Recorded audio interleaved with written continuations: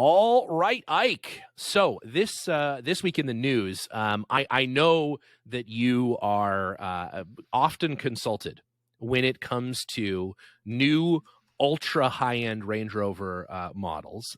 Famously the rear True. tailgate seat and stirrups were something an idea that you offered. So I'm not sure how involved you were in this latest in ultra high-end Range Rover models, but the 2023 Land Rover SV Carmel Edition, not to be confused with the Caramel Edition, which is just a small chocolate Range Rover full of caramel. The Carmel Edition. That's an understandable mistake given the color of this new car, which is also true. They say it's satin bronze, but I'm going to say it's caramel. Yeah, it's caramel. Delicious caramel. Yeah. I wonder if it's scented. Do you think it, like, you get into it and you have like a caramel scent? I hope so. I don't see why not. Technology exists. Just unrelated story. We got a delivery here at the workshop of some shit for the Defender, and I think all I can imagine is that on the FedEx truck, some essential oils broke open, and now the entire bottom floor of the building smells like a Bed Bath and Beyond. Oh, so yeah, is that a good thing? I don't know. I think for each person, you take it for your own. I don't know. It smells very vanilla-y. Yankee Candle Factory in there, isn't it? Yeah, it is. Exactly. Yeah, exactly. Everybody knows if they have COVID, because if you don't walk in and complain that it smells like a Bed Bath and Beyond in there, we're like, wait, we take your temperature. When you show up in the morning, there's some middle-aged ladies just rummaging in. Yeah, through knickknacks and things we have. Yeah, no, it's nice. So anyways, we've opened a Bed Bath and Beyond on the bottom floor of the building. But the Carmel Edition is all of the fancy bits that you get from the regular SV long wheelbase edition. So you get like the crazy ass seats, you get the little fridge, you get that crazy tray table that like robots up and flips open for you and like presents itself like and you also get for this particular model, in addition to the SV stuff, you get special edition crystal stemware. Kind of like the Rolls-Royce has, right? Where you get the special glasses for your bottle of Dom Perignon in the back of your in your tiny little fridge. What I do think is somewhat novel is that you get fitted with 2 sets of Titleist golf clubs that match the car. Yeah. I mean, that makes sense. I think don't you get like a spacesuit when you buy the astronaut edition? So you might. Yeah, that's a good point. This is like the. I mean, I'm not sure exactly what they are going for here. The Carmel's a place in California, like a fancy town, Monterey, right? Yeah, that's right. Yeah. And then the color of the car is caramel, and then the interior of the car, it has correct me if I'm wrong, blue front seats and like tan leather back seats. Something like that. Yeah, something like that. Yeah. So it has 2 different colors of seats on the inside. And then it comes with golf clubs. I mean, I'm not sure what to think of this. Who's this for? Well, they're only making 17 of them, so not very many people. And of those 17 people, you will need at least $345,000 US to get yourself into the Carmel edition Range Rover. Only being sold. And it's, by the way, done. So if you were thinking about getting one because of our stellar review of it, too late. I believe all of them are sold, and they were only available at the Monterey Car Week.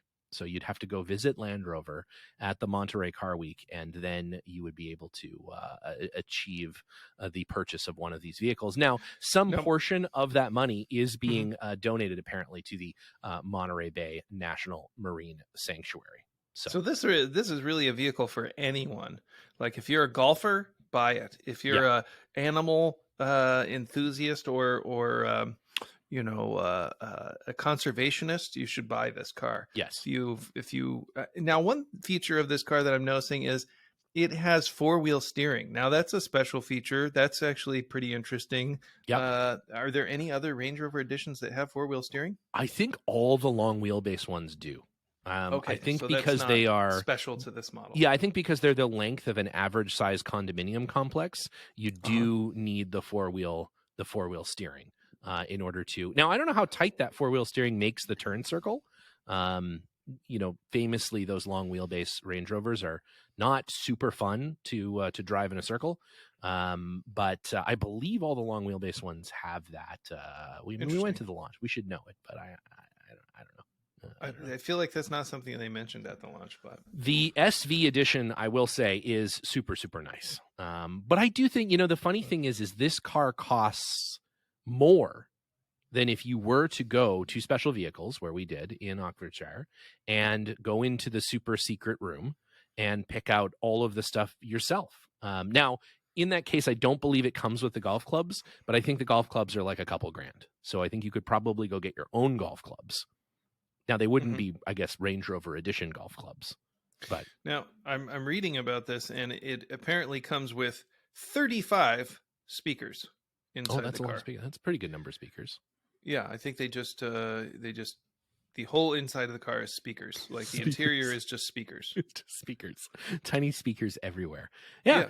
It's it's interesting. Again, it's to the latest Land Rover trend of only selling models that are super, super expensive. Because if you can only build, that may be all the long wheelbase Range Rovers they have parts for. It's only 17. So no, they have a lot of these cars. They're missing all the chips. Yeah, they had enough to put 17 chips worth of cars into production, and so they decided to do it this way. Well, good for them. It is a smart looking car. I mean, I do like this. Has got that frozen paint, that matte paint that the SV does, which I like. It's not a wrap; it's actually painted that way. We looked at the paint when we visited them, and it is cool. It's neat to have a car that's actually painted flat, as opposed to just has the Scotch tape wrap on the outside of it to make it. To make it flat. Although I don't know, what is it like trying to fix paint damage on a flat car like that? Is it easier or is it way more difficult? Probably way more difficult, I would imagine. But so, I don't know the answer to that. It would depend on whether it's a single stage paint and it has a matte or a flattening agent in it, or whether it's a matte clear on top of a color. Matte clear. Yeah, that's a good point. Well, there you have it. So there is the caramel edition, delicious caramel centered edition, SV Range Rover. So hop out and get one, although you can't because I think they're already sold. So speaking of already sold, how are things up there at the old Pangolin 4x4 shop in full pack and ship mode, I imagine?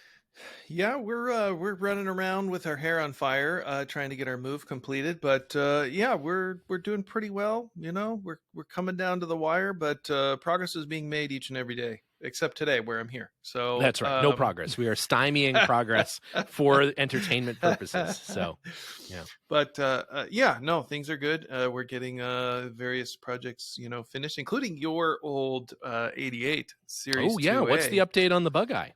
Yeah, the Bug Eye is getting the soft top. I think we talked about that the last time we did a workshop update. So that is complete. It's got a hoop set. It's got a soft top. The tailgate has been changed to a rear door. The 15-inch like NADA wheels have been swapped for 16-inch wheels and XCLs. The lighting has been upgraded a little bit. It's a super nice car. The new owner plans to use it in California, so it'll be nice to have the roll up sides, the shade, all of that. So it'll be sweet. I'll have to get them to bring it down, and we can do some before and after photos. We'll park it in the same spot. I took some photos of it before I sent it up to you for insurance purposes, so we'll have to put it in the same spot and get those same photos. But given the approval of the Yap family, we'll put some pictures up on the old Instagram there. I'm sure people would love to see that car. I can also post some pictures of when we acquired it in Northern California and what it looked like there. So it is, I'm sure, a significant improvement. It's come a long way. Yeah, it's a nice looking car. And how goes the move into the new shop? Well, the floors will be done on Tuesday, so then I can give you a move-in update after that. So it's going to be a big project. Gonna tear out a lot of offices and make room for all kinds of spare parts and Land Rovers. So I'm Yeah, excited and all about the that. engine blocks that I'm going to send up to you. So, So many engine blocks. yeah, got just so many engine blocks that are just cluttering up down here. Might as well. I subscribed you to the Engine Block of the Week service. Each and every day, you will get each and every week, you'll get a carefully curated engine block from a vintage Land Rover of your choosing. Yeah, it's been a little chaotic down here because we're hastily approaching the Rebelle Rally that Jenna and Liza are embarking on in the beginning of October. So we are deeply in rally prep on the Defender. We have new parts coming for a variety of things. We have and we'll talk to the girls at some point, maybe even the next show, where they'll go through the list of sponsors. Man, we have got some incredible sponsors. It is amazing the turnout and the quality of sponsor that has signed up to be a part of this team. It is amazing. It's a really crack team of who's who in the off-road and camping manufacturer community. I'm pretty excited to have that show and talk about that stuff. Oh yeah, it's going to be great. So that's all coming. Wheels, tires. We did manage to get a North American spec raised air intake, so I don't have to make one from scratch, because that time, unfortunately, is just we don't have that time anymore. We were able to get the roof rack on. I had an old Front Runner rack, and as you know, Front Runner won't sell me parts, so we had to don't tell them, but we modified their rack, God forbid. Is this an anti-sponsorship? It's an anti-sponsorship. I'm going to make sure Front Runner never sponsors us. But we were able to get the Max Tracks, because God forbid you leave your house without Max Tracks. Here's a list of people that didn't help us. So we were able to get that all mounted up and add a space for a second spare wheel up on the roof. The reason we didn't put it on the hood is because obviously the hood becomes pretty heavy to lift with a full-sized rally wheel and tire and everything on it, and pretty hard to see over and stuff. So if you can avoid it, it is nice to not have a tire on the hood of your rally car. Also, we're going to put a fiberglass hood on the car for sponsorship, logo placement, and that sort of stuff. Makes it easier. We have a limited number of places for sponsorship logos, so we had to kind of invent some new spaces. So both tires have covers on them so that there can be a logo put on top of that. There's also quite a bit of drone photography during the Rebelle Rally, so putting stuff up on the roof and on the hood is actually a good spot for decals for sponsors. What? The decals, if you're from Canada. Now, decals. Somebody else said decal the other day. Was it someone from Australia maybe said decal? I think it's the rest of the world. I think it's possible. The metric of sticker. Those Australians are some backwards people. So we're deep into that. We have a new racing radiator in the car that is super high performance. Although as soon as you turn the air conditioning on, it still overheats. Although now I think that is a gauge problem. So we're getting to the bottom of that. Had to fabricate some custom brackets to hold the radiator shroud on, because it is you lose 30% of the performance of your brand new fancy radiator if you don't put a shroud on it. So that's all shrouded up. And Ed Testa and the gang down at IE Rovers helped immensely getting a bunch of stuff done while I was in Europe. So new drive shafts are in, new rear radius arms, and a bunch of plumbing in the radiator, getting rid of the old auxiliary heater and some of that stuff. So all good. We'll post up a bunch of pictures on that, and we'll talk to Liza and Jenna very soon. Like I said, maybe the next episode on the sponsorship front, and announce all those sponsors and talk about them, because super cool. I'm very excited to see all of that. That's incredible. So speaking of great parts and attaching them to your Land Rover, we have a hugely requested tip-top tech tip for you today around drum brakes. So what is your tip-top tech tip there, Ike? We get a lot of people that call us and they're like, my brakes are terrible, and I'm trying to investigate why they're terrible, but I can't even get a good look at them because my brake drum is stuck to the hub.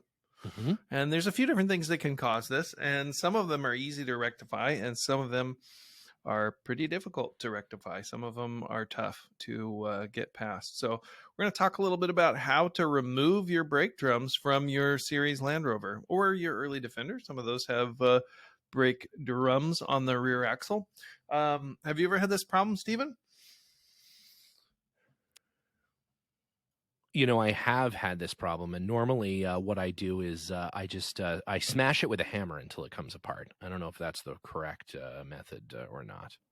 I think that is outlined in the workshop manual. That is step 6 in every operation throughout the workshop manual. Just smash it until it comes off, which can be effective. But I think if you can, you want to avoid that, because the aftermarket brake drums that are commonly available are, I don't know if you know this, not round. And it's really helpful if a brake drum is round. It really helps the stopping ability of your car. So if you can help, and save or preserve the original, that's super good. Most of the time, I would say 95% of the time, the reason why the brake drum is stuck to the hub is just the corrosion between the hub itself and the brake drum, and capillary action has allowed moisture to get between, the brake drum and the hub, and it's just stuck. It just doesn't want to come off. And because there's a backing plate, you can't really it's really hard to smack it with a hammer. You can try and take the brake drum screws out. Sometimes the brake drum screws come out, but the majority of the time they don't. These are the countersunk screws that attach the drum to the flathead screw. Yeah, it's a flathead screw, and it's pretty large. I want to say it's 3/8 coarse thread, and you'll find that those are difficult to remove even with a large screwdriver. So the tool that's really helpful for that it's called an impact driver. Now, there's 2 tools that are called an impact driver. One is like a pneumatic or electric driver that accepts different bits. That's one type that most of you are probably familiar with. The other is actually looks a lot like a chisel, but it's got a cammed mechanism in it. You can also put different bits or even sockets on the end of these drivers, and you smack it with a hammer, and the cam turns it. And so you're doing 2 things. A little tiny bit, like it turns it like a 1/16 of an inch every time you whack it. It's a small amount. Yeah, it's a small amount, but it's impactful. So you're doing 2 things. You're loosening the screw by the impact loosens the mechanical connection, the corrosion in the threads, and then you're also turning at the same time. So it is a super helpful tool for removing those screws. And I would say 95% of the time that works to remove those screws from the drum. So if you're just using a screwdriver, or even if you're using a screwdriver with a wrench, which not everybody knows that you can do. A lot of screwdrivers have a square stock shank for the shank of the screwdriver. So you can put a crescent wrench or put a wrench on there and turn it, but that's not always effective. So that impact driver, which is not super costly, it's about maybe $25, I think. We'll buy you a decent one. And that will be super effective at getting those screws out. Once you have the screws out, sometimes this drum still doesn't want to come off. And you can try tapping it, with a brass hammer, something around the perimeter. You can turn the drum and tap it so you're not tapping in one place, and try and work that drum off. That doesn't always work, but you'll find that the factory added a threaded hole in addition to the countersunk holes in the face of the drum. Now that's no accident. That's to help you remove the drum. And that's also, I believe, threaded 3/8 SAE coarse. And you can put a bolt into that, and that forces the drum away from the hub. And then in combination with tapping on the opposite side, most of the time that will allow you to pull the drum off. Very occasionally, you'll find that the shoes have been expanded and then stuck in place. And this is where it gets tricky. Sometimes this happens when a car has been sitting for years, decades. A really long time, And brake fluid is hydrophilic. And so you'll get moisture inside the wheel cylinder that will freeze and then expand the shoes. And then it'll stick. It'll actually corrode in place. In those cases, you have to kind of go with your gut there, Stephen. You have to smash it. You just because smash it until it there's breaks no loose. way Yeah. to back off the brake shoes. It's Yeah. always really helpful to back off the brake shoes Hmm. before you Hmm. try any of these Hmm. processes so that you can get them contracted enough to remove the drum. But in that case, the adjuster won't do anything because the brake shoes are seized in place, and there's really no way to get those to retract if the pistons are corroded. There's no Are corroded access in. to it. Yeah. So in that case, you have to kind of destructively remove the drum. And And I've they're seen cast where iron. a bit of moisture or something gets under between the shoe itself and the friction media that is laminated or riveted to the outside, and will sort Sure. of peel it away in a way that it sticks between between the actual shoe itself and the outside of the drum.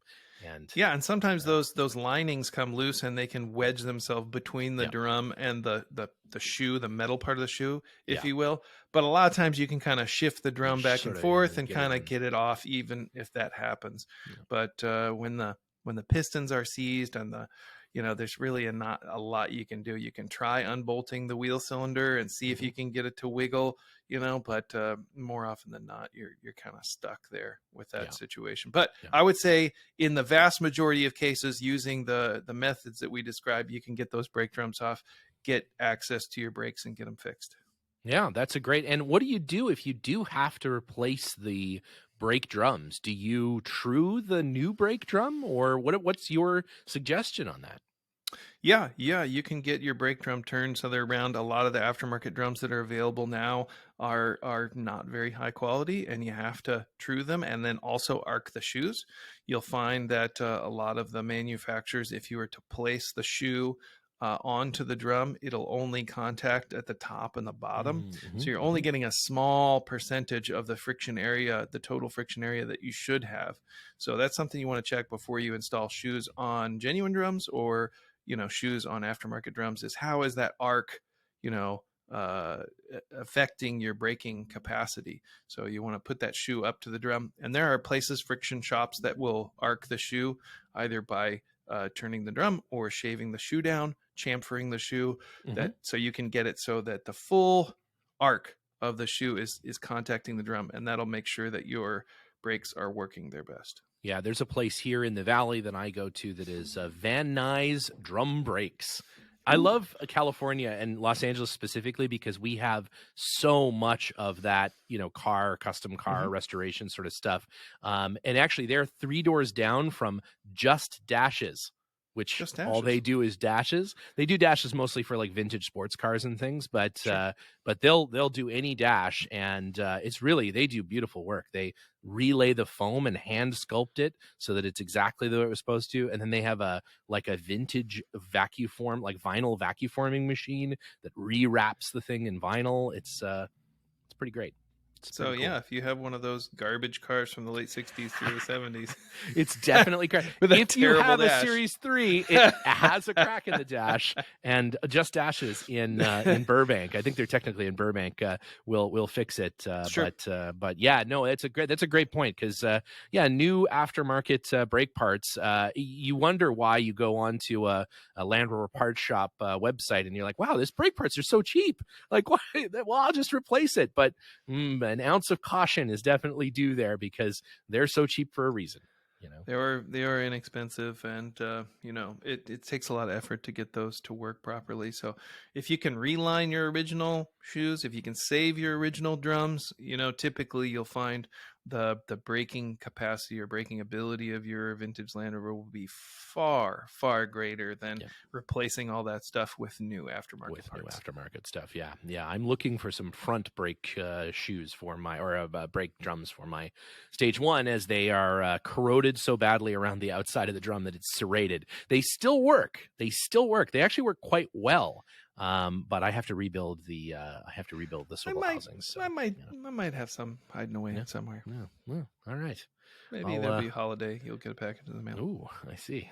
That sounds fantastic. Oh, Ike, this just in. Some late breaking news. I'm not sure if you're aware, but our good friend Will Hendrick, his brother, is selling one of his two 110 Camel Trophy Defenders on Bring a Trailer. I'm remiss that we didn't get with Dan and Ivan and do a live stream of this closing, but there was too much going on this morning. We just couldn't do it. But that Defender has just sold. Would you like to wager a guess at what it sold for? Let's say 156. 156. It was actually 127. 127. I actually feel like it's a bit that's a little bit low. I thought it would be more than that, just based on what the last Camel Trophy Discovery sold for. I thought this would be a little bit more desirable. And it might just be, this is where I'd love to have to talk to Dan and Ivan. Maybe we got to get them on the show again and do a wrap up of all of these. But that feels low to me. No, I guess I didn't know. I didn't look at the auction previously or see the condition or know the history of that vehicle. You think that factored into the final price? Maybe. I mean, it was a radio truck. I guess it wasn't a competitor vehicle. And I think the last Discovery that sold for like quite a bit, I think it was maybe around that same amount. It was a competitor vehicle. Which are normally more beaten up because the competitors are not professional Land Rover drivers in many cases, and so especially some of the teams, certainly not the U.S. or the U.K. teams, we would never accuse Bob Ives and company of not being professional drivers. But there are some Eastern European teams, namely, that, we're not so nice to their vehicles. And so they can be pretty badly damaged. This, from what I've seen of the pictures and from briefly, talking about it, it's a great car. It looks like it was restored at one point, and it's in really good shape, runs well. It's not a TDI motor. It's an original diesel motor. Because this is from 91. And so but it's a cool car. It's a really neat original Camel Trophy event used car, lots of pictures of it, stuff like that. So yeah, I kind of thought it would do a little bit more, but still $127,000 is still a very, very solid, respectable number. Yeah. Very respectable. That's good. It's a solid number. So right on. Yeah. So congratulations there on that sale. Yeah, no, interesting to see, kind of follow the market on those cars, as I know you do, since you have a Camel Discovery. Constantly bumping up the insurance on the Discovery. So, and then finally today, Ike, I don't know if you noticed, but we did an Instagram poll. No one asks for these, but we do them anyways. And that poll was, what do you call a group of Land Rovers? So you have a murder of crows. You have for instance, if you have a bunch of bros hanging out, we refer to those as a vape of bros. What would you call a gaggle of Land Rovers, a whole group of Land Rovers together? I submitted an answer to that. I don't know if you noticed. I did. I submit that it's a leak of Land Rovers. I think that's exactly right. Some other really good ones were a slick of Rovers, which I think is in the same sort of in the same vein, right? Yeah. A pride of Land Rovers, speaking to the sort of safari, heritage. Maybe I think it's more of a shame of Land Rovers, isn't it? It's a shame. I think it's also good. That's also good.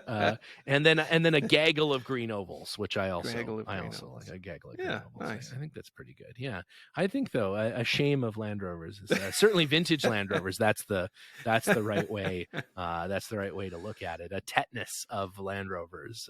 Maybe, there you go. Or something to that effect. Well, it's that time again where we must depart back into into trying to contract tetanus from one of our vintage Land Rovers. So as always, feel free to pop on over to the Underpowered Hour store, grab yourself a Tiny Ike sticker or a little notebook or any number of things. We're getting ready for the Christmas season, and oh man, do we have some fun. We've got some fun stuff coming up that will be limited and exclusive just for the holidays, so that you can get that special someone in your life. Stephen Beres monogrammed thong.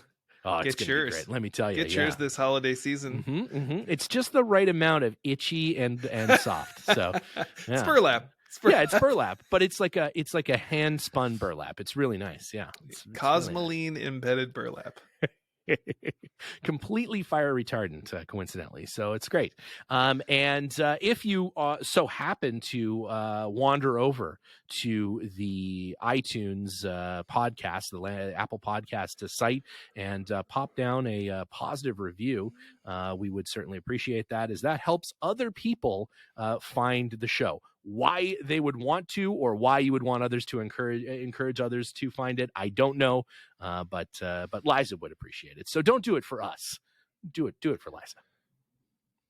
It's worthwhile. It's worthwhile. So. Well, see you, Stephen. I really enjoyed our chat today, and I'm looking forward to next time. All right. Good luck with the move. Don't get crushed under any old Land Rover parts. I'm sure I will. Till next time.